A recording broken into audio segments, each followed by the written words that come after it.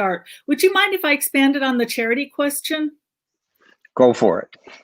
Okay, because I am a scientist. I need to see hard data, and I think American voters need to see hard data too. I don't think we can just give them glib answers of liberty and freedom. I think they need to actually see it to believe it. So the first thing I would point out is that poverty was going down in the United States in the beginning of the 1900s until we got to the war on poverty.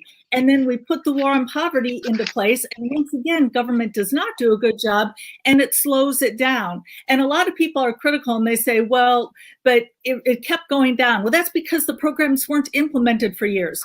And I really like to explain as you know, I'm a teacher, and I like to explain concepts through stories and examples. And one of my favorite charity examples is that of the United Way in the early 90s. So in the early 90s, there was a big scandal because the president of the United Way spent something like $400,000 on artwork. And by the way, that'd be closer to $1 million now. So what happened?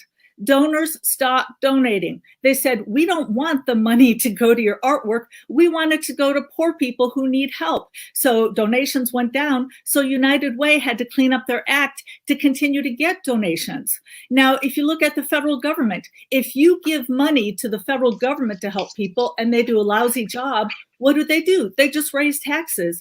There's nothing there. They're not held accountable. So that's why the private market works best. And I agree that there aren't enough charities out there right now. We can't just cut off the spigot like that.